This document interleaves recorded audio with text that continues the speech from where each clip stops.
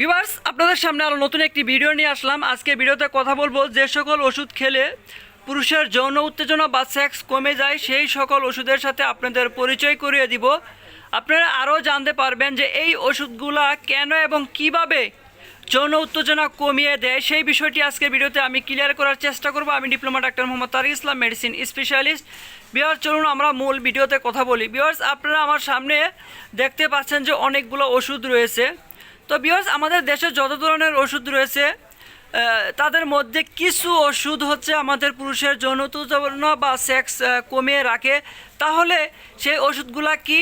সেই ওষুধগুলো হলো ডিপ্রেশনের ওষুধ, ঘুমের ওষুধ এবং কিছু ব্যথার ওষুধ। অর্থাৎ এই তিন ধরনের ওষুধ যেগুলো আমাদের দেশে খুবই কমন ওষুধ।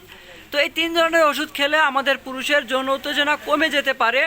তো চলুন আমরা একটু দেখে নিই যে আসলে যে ওষুধগুলো খেলে যৌন উত্তেজনা কমে সেই ওষুধগুলো কি। তো ভিউয়ার্স, আমাদের দেশে টিপটিনের সাথে কিন্তু অনেকেই পরিচিত আছেন। অর্থাৎ এই টিপটিন কিন্তু অনেক ছেলে খেয়ে থাকে। তো ভিউয়ার্স, ঘুমের যে ওষুধগুলো রয়েছে তাদের মধ্যে হচ্ছে এই ট্রিপটিন একটা অন্যতম ওষুধ। অর্থাৎ আমাদের দেশে যত ধরনের ঘুমের ওষুধ রয়েছে সেই ঘুমের ওষুধ খেলে ছেলেদের যৌন উত্তেজনা বা সেক্স কমে যায়। দ্বিতীয়ত হলো টেনশনের ওষুধ, যেটা আমরা বলি যে চিন্তা কমিয়ে রাখে, ডিপ্রেশনের ওষুধ, যেমনটা রেনজিট রয়েছে, তারপরে হচ্ছে ফ্রেনজিট রয়েছে। তো ভিউয়ার্স, এক কথায় যদি বলি যে আমাদের দেশে যত ধরনের ডিপ্রেশনের ওষুধ, অর্থাৎ যে ওষুধগুলো খেলে আমাদের চিন্তা কমে থাকে, যেটাকে আমরা অ্যান্টি ডিপ্রেশন বলি, সেই সকল ওষুধ খেলে কিন্তু পুরুষের যৌন উত্তেজনা বা সেক্স কমে যেতে পারে। তো তৃতীয়ত রয়েছে হচ্ছে কিছু ব্যথার ওষুধ। ভিউয়ার্স, যেই ব্যথার ওষুধগুলো খেলে আমাদের ঘুম ঘুম ভাব হয় সেই সকল ওষুধগুলো খেলে কিন্তু পুরুষের যৌন উত্তেজনা বা সেক্স কমে যেতে পারে। তার মধ্যে রয়েছে নাপাডল, যেটা হচ্ছে ট্রামাডল হাইড্রোক্লোরাইড গ্রুপ, যেটা আপনারা দেখতে পাচ্ছেন যে এই নাপাডল হচ্ছে একটা কমন ওষুধ, আমাদের দেশে অনেকেই চিনে থাকেন। তো এই যে নাপাডল বা অ্যানাডল স্কয়ার কোম্পানির, এটার গ্রুপ হচ্ছে ট্রামাডল হাইড্রোক্লোরাইড। অর্থাৎ এই ট্রামাডল খেলে কিন্তু হচ্ছে ব্যথাও কমায় এবং ঘুমেরও কাজ করে। তো এই যেই ওষুধগুলো ঘুমের কাজ করে, তো এগুলা খেলেও কিন্তু পুরুষের যৌন উত্তেজনা বা সেক্স কমে যেতে পারে। তো ভিউয়ার্স, আমরা এখন বলি যে আসলে এই ওষুধগুলা কেন এবং কিভাবে যৌন উত্তেজনা কমিয়ে রাখে। ভিউয়ার্স, আমরা যখন ঘুমের ওষুধ বা ডিপ্রেশনের ওষুধ যেটাই খাই না কেন, এটা খাওয়ার পরে হচ্ছে আমাদের নার্ভাস সিস্টেমকে একদম শান্ত করে রাখে।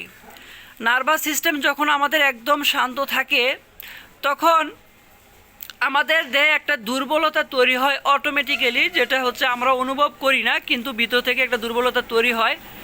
অর্থাৎ নার্ভাস সিস্টেম যখন শান্ত থাকে এবং আমাদের শরীর যখন দুর্বল থাকে তখন কিন্তু অটোমেটিক্যালি অর্থাৎ অটো ইমিউনি সিস্টেমে আমাদের যৌন উত্তেজনা কমে থাকে।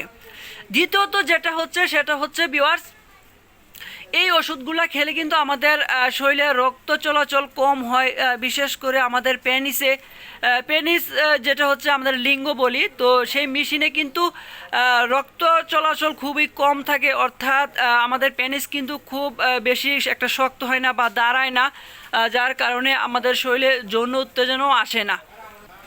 ভিউয়ার্স, তৃতীয়ত হলো ছেলেদের যৌন উত্তেজনা টেস্টোস্টেরন হরমোনের উপর নির্ভর করে। অর্থাৎ যার শরীরে টেস্টোস্টেরন হরমোন যত ভালো থাকবে তার যৌন উত্তেজনা কিন্তু তত ভালো থাকবে। আর টেস্টোস্টেরনের মাত্রা যদি কম থাকে তাহলে কিন্তু তার যৌন উত্তেজনা কমে যাবে। এখন ভিউয়ার্স, কথা হলো যে এই সকল ওষুধ, অর্থাৎ এই যে ডিপ্রেশনের ওষুধ, ঘুমের ওষুধ, এগুলা খেলে কিন্তু টেস্টোস্টেরন হরমোনের মাত্রা কমে যায়।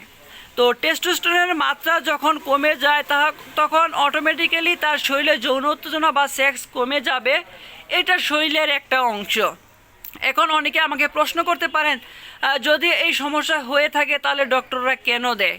ভিউয়ার্স, আমরা একটা কথা বলে থাকি, যেটা হচ্ছে লসের থেকে যদি লাভ বেশি হয় তখন সেটা দেওয়া যায়। অর্থাৎ একজন পেশেন্টে একজন ডক্টর খুব চিন্তা ভাবনার পরেই দেয়, যাতে তার খারাপ দিক থেকে তার ভালোটা বেশি হয়, সেই চিন্তা ভাবনা করে কিন্তু এসব ওষুধ দিয়ে থাকে। কিন্তু কিছু মানুষ তো হচ্ছে নেশা করার জন্য খায়, বা নিজেকে অন্যান্য কষ্ট থেকে দূরে রাখার জন্য খায়, বিভিন্ন কারণবশত সে এই ওষুধগুলোর প্রতি একটু আসক্ত হয়ে যায়। এখন কেউ যখন একটু আসক্ত হয়ে যায় একবারে, তখন তো সে সারা বছর এগুলো খেতে থাকে।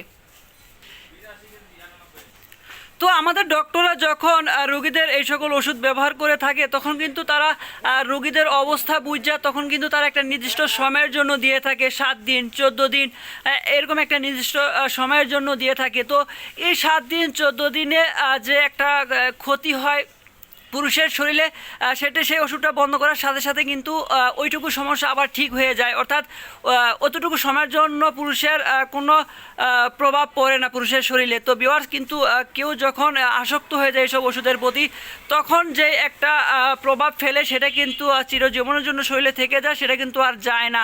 তখন কিন্তু সময়ের সাথে সাথে আস্তে আস্তে তার যৌন উত্তেজনা এবং শরীরের যে সেক্স, সেটা কিন্তু একদম চিরতরে নিভে যেতে পারে। তো সেজন্য আপনারা সতর্ক থাকবেন এইসব ওষুধ নিয়ে।